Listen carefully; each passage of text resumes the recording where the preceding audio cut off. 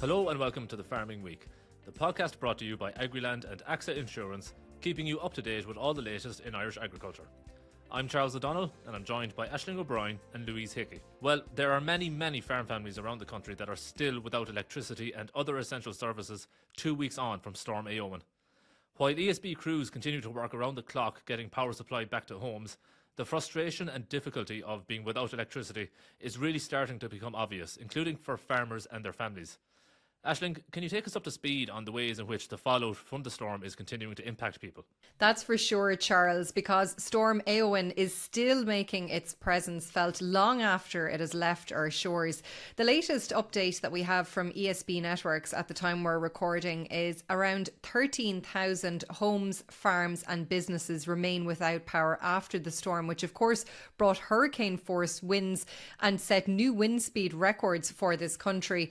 And it all resulted in unprecedented damage to the electricity network. Now, the ESB said that power has been restored to over 750,000 customers following the storm, and that intensive work is continuing. They said that all available ESB networks, crews and resources, partner contractors and international support are mobilised to restore power to all customers as soon as possible.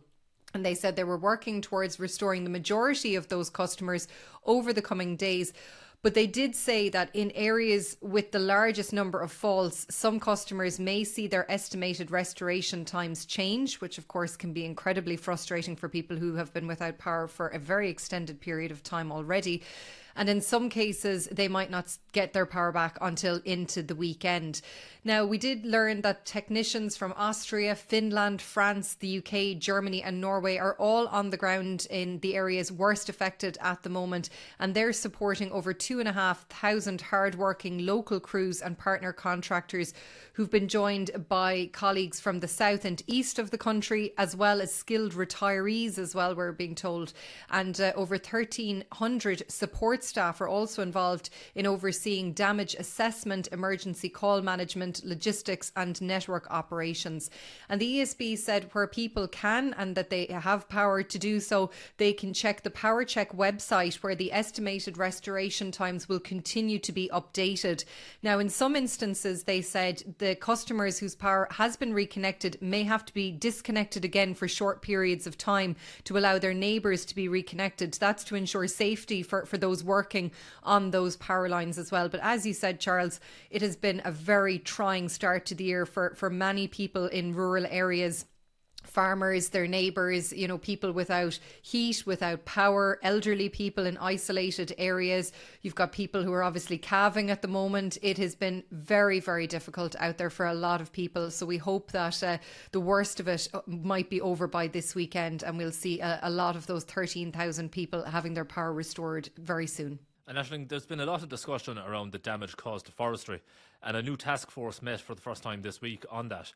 What can you tell us about that? Yeah, of course, we've seen pictures from across the country of damage to plantations. It just looked like Éowyn just flattened plantations in places, Charles. And of course, there has been huge damage caused by forestry and trees to electricity wires as well, which has compounded the job for ESB network crews and all those partner organisations that have been involved as well. But as you said, a new task force this week met for the first time. It's called the Forest Wind Blow Task Force, and it met on Tuesday to coordinate a response to ensure that storm damaged forests are going to be managed safely and appropriately.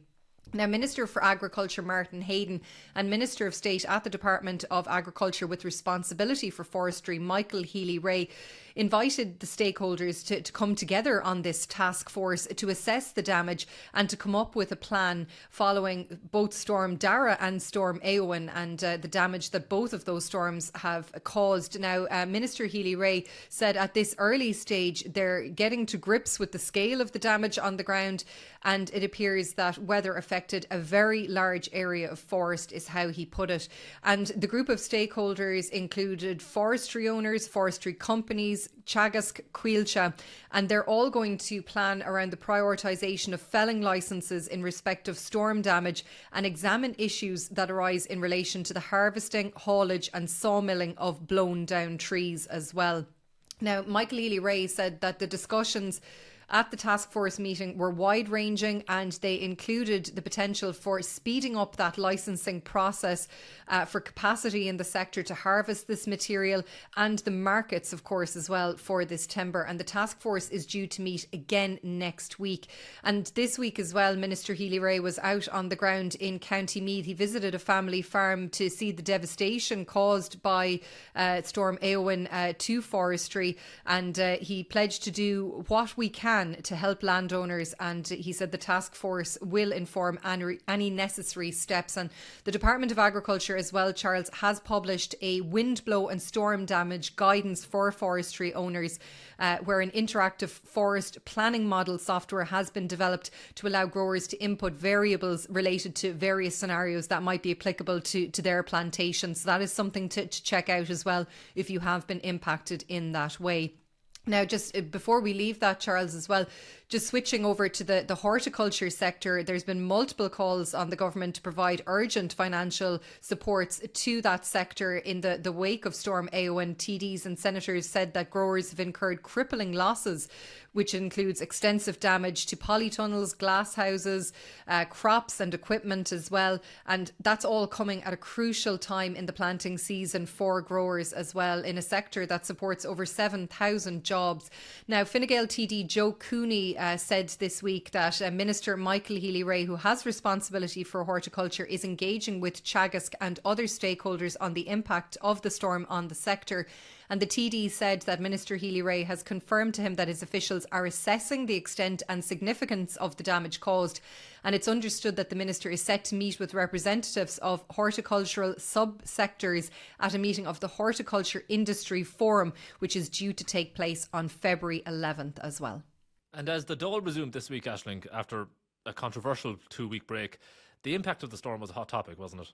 Yes, Charles, that's for sure. I mean, that break was quite controversial. The opposition were not in favour of it. Of course, the government arguing that the new ministers needed time to get up to speed on their new briefs. But I suppose given the extent of the damage caused by Storm Aen, maybe the optics weren't that great for TDs not to be in the Dáil. But as you said, the Dáil did resume this week, and Minister for Agriculture Martin Hayden was responding to many questions about storm damage and the impact on the agriculture sector. And he recognised the significant help that farmers have provided in their local communities, despite, of course, the challenges, as we said just a bit earlier, that they're facing on their own farms at a very busy time as well.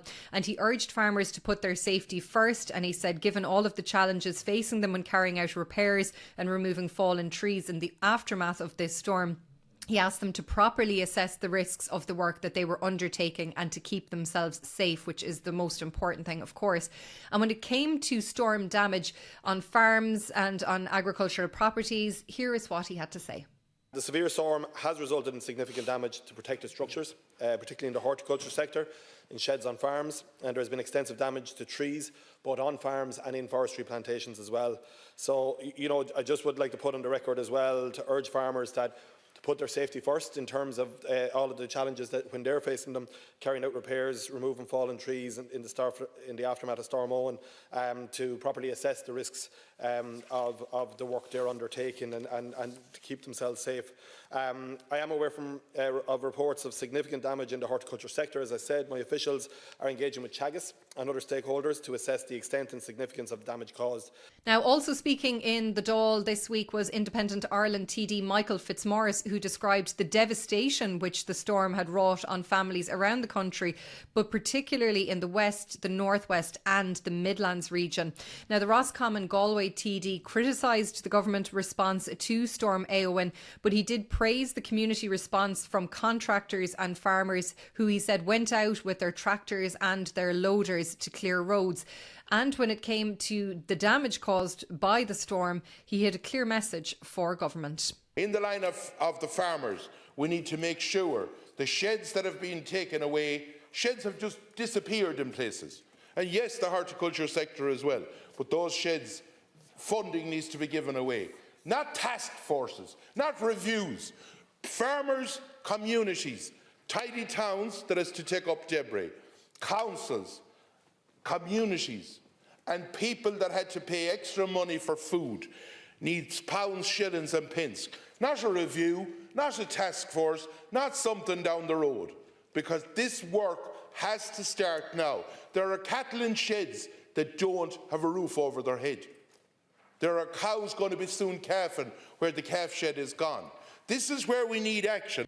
Now, Deputy Michael Fitzmaurice Charles also questioned how the management of forests may have contributed to the fallout from the storm and said that corridors need to be provided in relation to forestry. And he also referenced inspections, farm inspections, and he said they should be suspended for 1 month. Of course, we did hear last week from Minister for Agriculture Martin Hayden, who said that inspectors will carry out farm inspections on a case-by-case basis following the storm.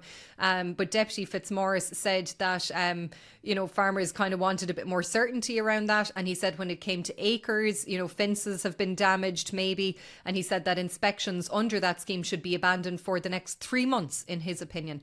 Now, elsewhere, the Irish Creamery Milk Suppliers Association has called on the revenue commissioners to allow farmers to claim VAT back on diesel generators because of obviously the electricity issues that we have seen from Storm Aen and the fact that generators have been a lifeline and very, very important on many farms, particularly, of course, dairy farms. And the chair of the ICMSA Farm Business Committee, Pat O'Brien, has also appealed to the Department of Agriculture to allow generators be covered under TAMS as well. So we'll see what, if anything, comes from those. Moving on now, and last week, Agriland's beef specialist, Breffney O'Brien, wrote about the livestock transport vessel MV Alondra, which it was hoped would transport 5,000 calves per voyage directly to the Netherlands for the veal industry there. It was envisaged that the ship would make 10 trips to the Netherlands, which would provide an outlet for around 50,000 calves. But now, Aisling, it appears that these hopes for this ship as an additional outlet for calves from Ireland may be dashed. What's the latest on this? Now, Charles, as you said, it was envisaged that the MV Alondra would make 10 voyages directly to the Netherlands with calves this year, which each consignment bringing calves for an agreed number of Dutch customers. Now, sources have told Agriland that Irish calf exporters had until the end of January to come to an arrangement with the owners of the vessel and the Dutch veal industry to transport calves on the vessel. But it is understood that that deadline passed without any agreement. And as we know, currently the arrangement here in Ireland is that calves are transported over to the continent on livestock road vehicles and commercial ferries destined for the port of Cherbourg in France. And that's often referred to as roll-on, roll-off, that mode of transport. But we understand that without agreement now from the main calf exporters in Ireland to use this vessel, it will now not transport calves from Ireland to the Netherlands this year. And instead, we are hearing that the ship is going to be used to transport a variety of livestock to locations in Spain and in North Africa as well. And it's actually going to be based out of Foynes Port in Limerick rather than Waterford as well. Now, the ICMSA President Dennis Drennan has been reacting to this development. It was something that Dennis Drennan alluded to at the ICMSA AGM last year about this boat, and I think they had high hopes for this boat and this option for calf exporters as well. And Dennis Drennan said it was disappointing that the major calf exporters did not commit to utilise the ship, which he said would have provided an additional transport option for this year.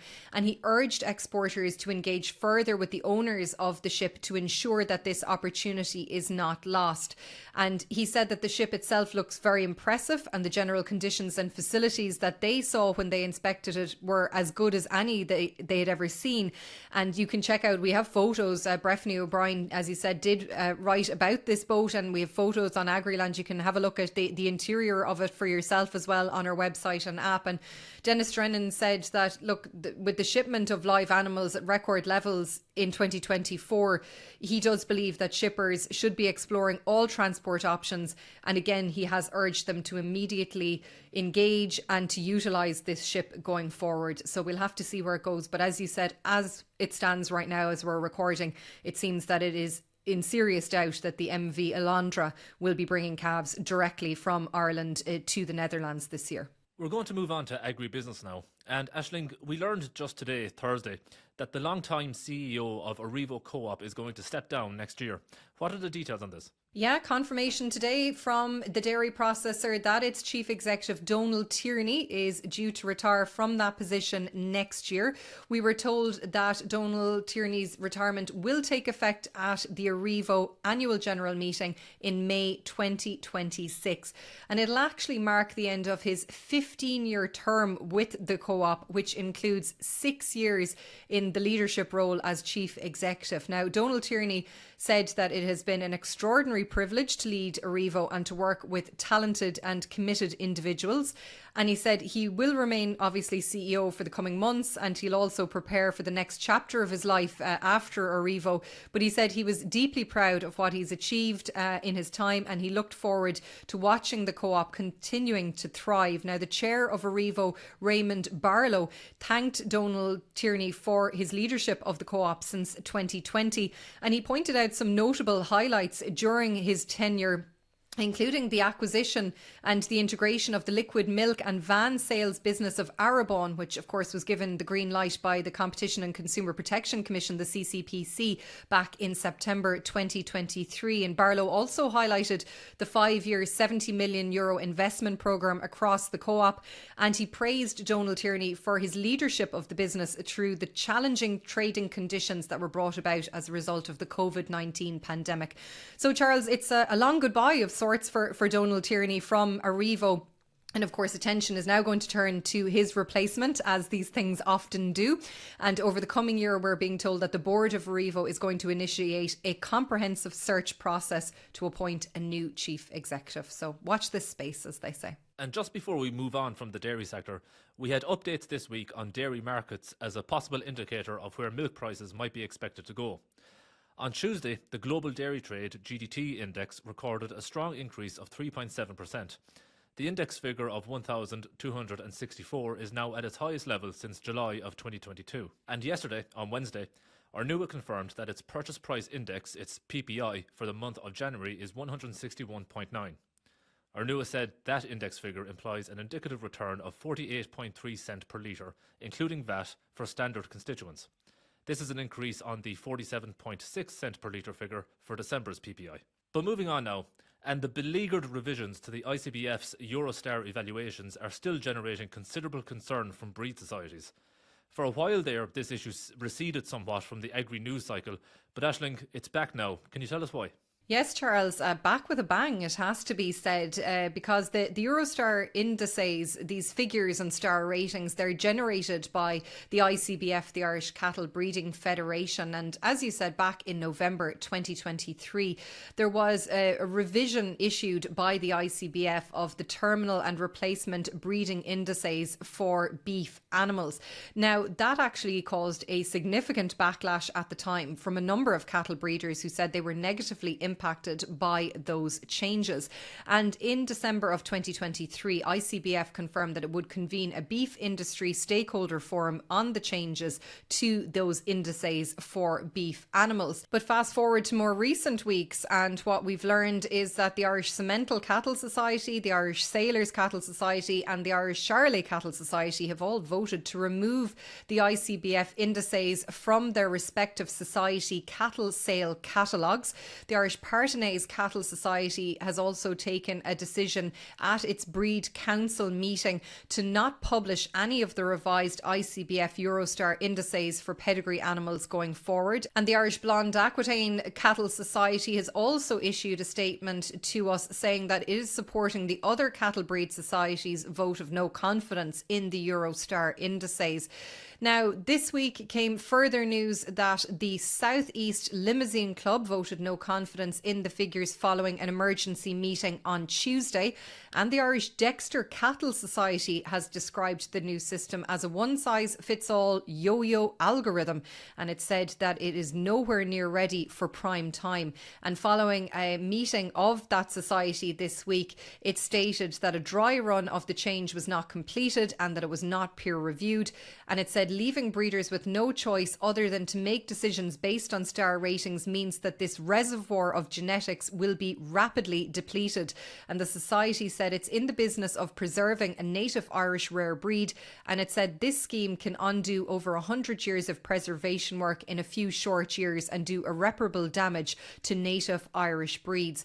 Now, the Irish Limousin Cattle Society is due to meet today, Charles. As we're recording, we haven't any update on what their position will be to discuss this matter, and the North East Limousin Club will meet next week as well. But I imagine that there'll be a lot more to come in this row yet, Charles, so stay tuned to Agriland for more as we get it. And just before we move on from matters relating to breeding, there was a big development this week involving the main companies in the artificial insemination sector.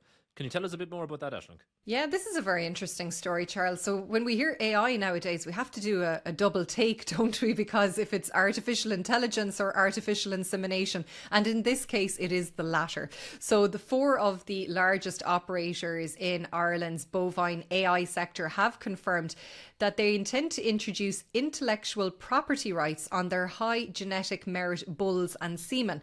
Why? Well, they're telling us that it's all in a bid to safeguard the Irish genetics industry and to retain control of that industry in Irish farmers' hands.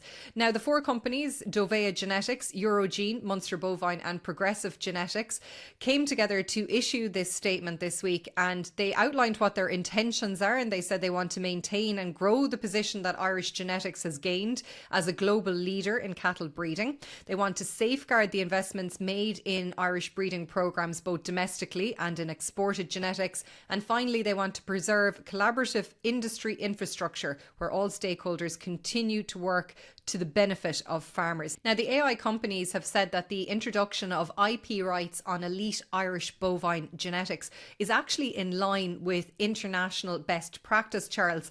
And over the past decade, almost all of the large international AI companies have introduced these sort of protections on their genetics. But Irish genetics are currently highly accessible actually by large international players who could potentially, and I say potentially, gain control of Irish genetics by buying progeny from Irish bulls. Therefore, the companies said that we need to get ahead of this risk and stop our top genetics from immigrating to global commercial firms where they could become inaccessible to Irish farmers. So what will this all entail? What does it mean for farmers, most importantly? So the statement explained that the introduction of IP rights on some high genetic merit bulls and semen is a preventative measure which would restrict these large international players from accessing Irish genetics. And they said it will not affect any farmers' commercial sales, including farm-to-farm sales, mart sales, factory sales, or the sale of natural service stock bulls as well. So the move only relates to the sale of elite animals to other AI companies, and it seeks to protect our domestic elite bulls from being put into stud internationally and causing what the companies described as a genetic drain from the Irish sector as well. So they are proposing to establish a cross-licensing arrangement as well for domestic AI organisations to ensure that the industry retains genetic diversity, genetic gain and competition for bulls within the domestic market. So that is the AI news, not artificial intelligence, artificial insemination for you this week, Charles. Finally this week, the speed limit on many rural local roads in Ireland will drop from tomorrow, in a move that has sparked some controversy and unhappiness. Louise, can you take us through the main details of this? Yes, Charles. So from tomorrow, the changes will only impact rural roads, which will see changes in speed limits from 80 kilometres per hour to 60 kilometres per hour. The changes will include roads that are named with L on maps, and that is part of the government's Slower Speeds, Safer Roads campaign.